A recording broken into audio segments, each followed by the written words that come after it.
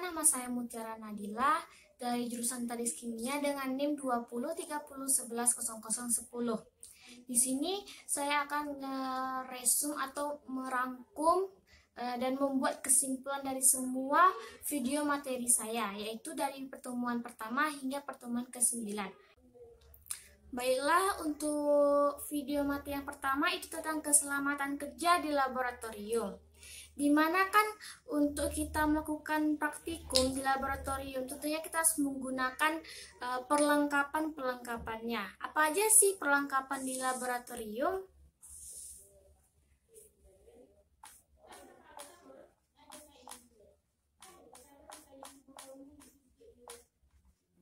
Perlengkapannya yang pertama tentunya ada jas laboratorium.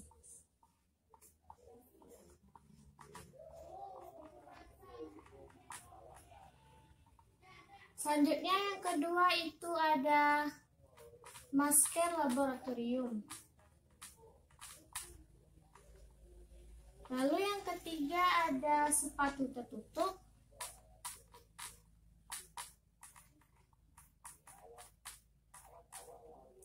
Lalu ada sarung tangan.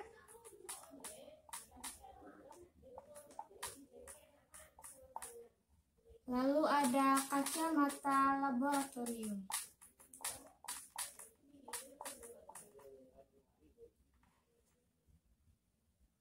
Lalu kita harus melepaskan perhiasan.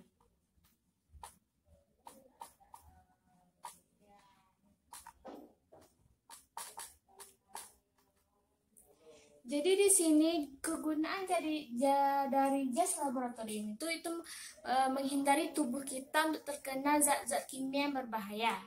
Yang kedua ada masker laboratorium, itu melindungi mulut kita dan hidung kita dari bau-bau zat kimia tersebut. Yang ketiga ada sepatu tertutup. Sepatu itu tertutup di bagian punggung kaki itu agar tidak bila ada cairan yang tumpah tidak terkena bagian kulit kaki kita. Selanjutnya sarung tangan itu gunanya untuk melindungi tangan kita tentunya dari zat-zat kimia. Lalu kacamata lab melindungi mata kita dari bahan-bahan kimia. Lalu ada melepaskan perhiasan seperti cincin, gelang, itu agar tidak terjadinya kontraksi antara zat tersebut. Selanjutnya kan dimana untuk aturan-aturannya itu ya, aturan di laboratorium. Yang pertama kita harus datang tepat waktu. Lalu kita harus bertanggung jawab. Kita tidak boleh makan dan minum di laboratorium. Kita harus mematuhi instruksi yang ada. Kita harus membuang limbahnya dengan baik dan benar. Dan kita jika ada kondisi apapun kita harus melaporkannya kepada pihak laboratorium atau dosen pengampu praktikum. Lalu untuk peraturan lainnya, jika kita mengambil cairan di dalam botol itu berlebihan, itu tidak boleh lagi dimasukkan ya, karena takutnya terjadinya kontaminasi dengan cairan yang ada di botol. Selanjutnya yang kedua itu, lalu jika kita memanaskan zat tersebut, kita tidak boleh muka kita tuh ke sana, takutnya nanti terjadinya hal-hal yang tidak diinginkan atau hal-hal yang berbahaya. Selanjutnya jika kita ada cairan yang tumpah harus segera dibersihkan, takutnya nanti ada teman-teman kita yang terpeleset. Selanjutnya itu jika kita ingin membuang cairan pekat, maka kita harus terlebih dahulu mencampurkan dulu kepada air, baru boleh kita buang. Selanjutnya kita harus mematuhi simbol-simbol yang ada. Apa saja di simbol-simbolnya? Di sini simbol-simbolnya itu ada 10. Yang pertama yaitu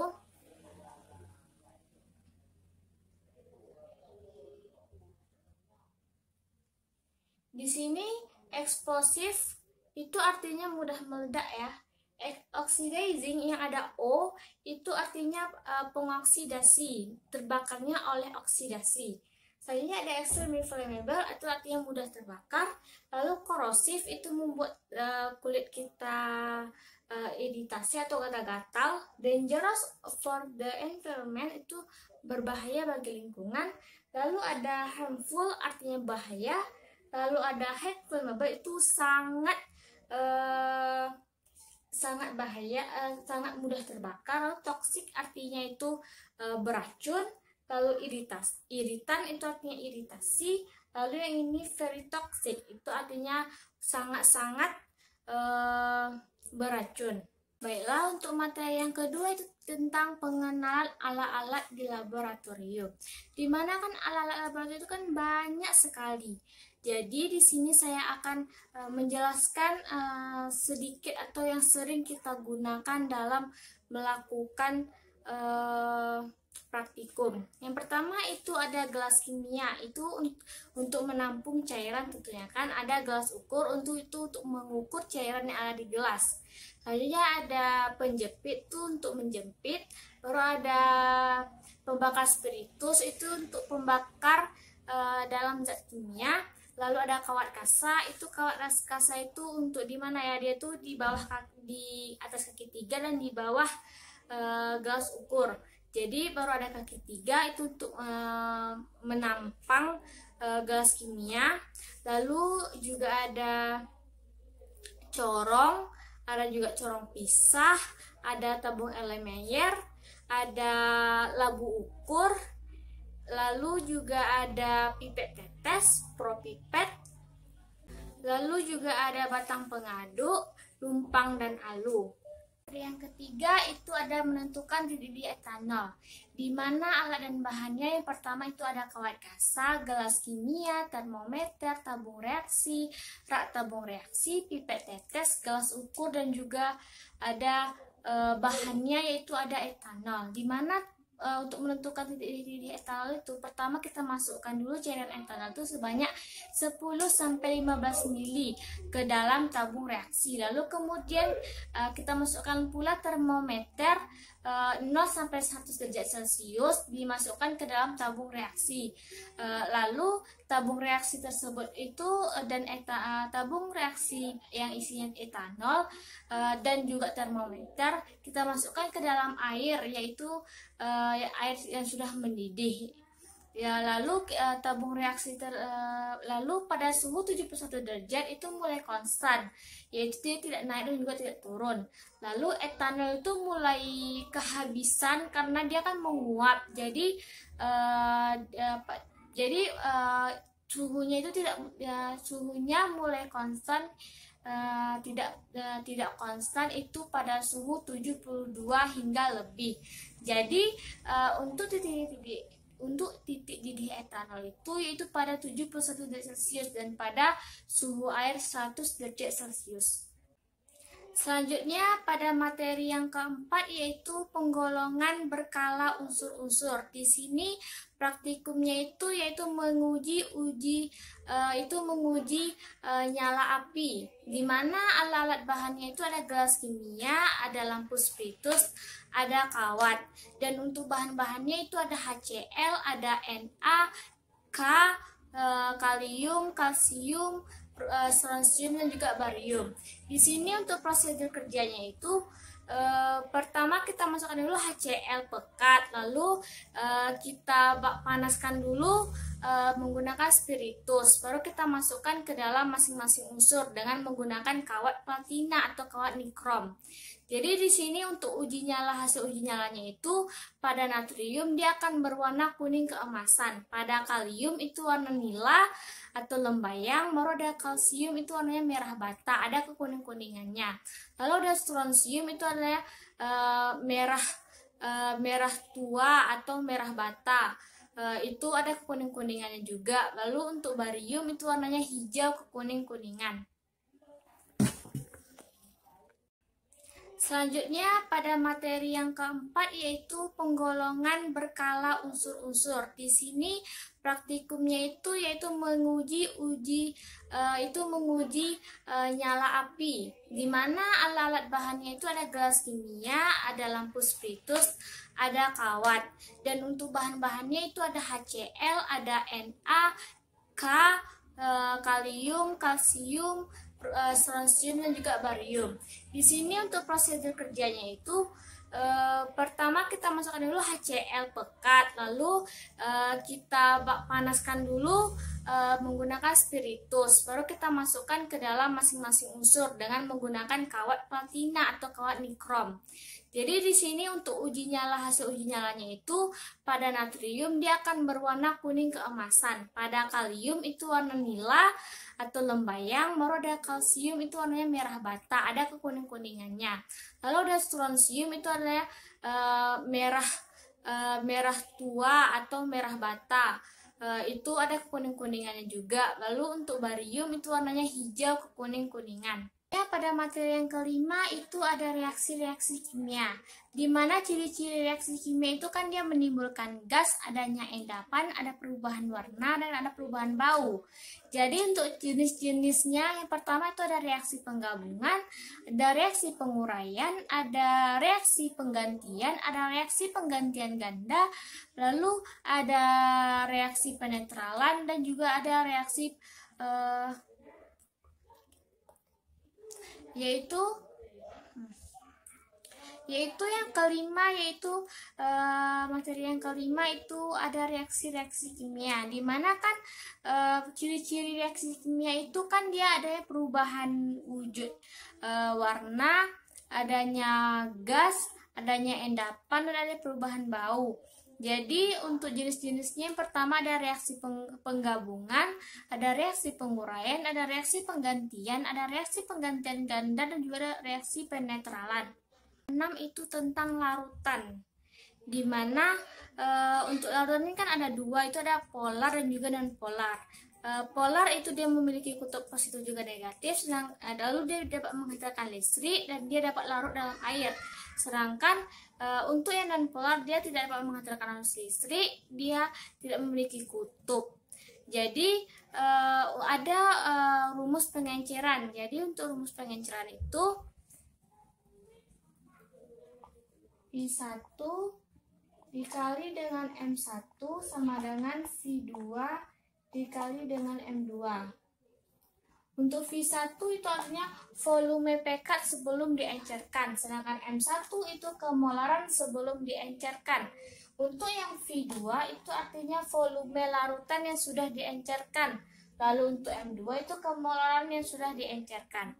Lanjut untuk praktikumnya, di sini kita untuk menguji apakah dia polar, apakah dia non polar. Di sini alat dan bahannya itu ada gelas ukur, ada gelas kimia, ada tabung reaksi, ada juga tentang buret, ada tabung reaksi, ada pipet tetes.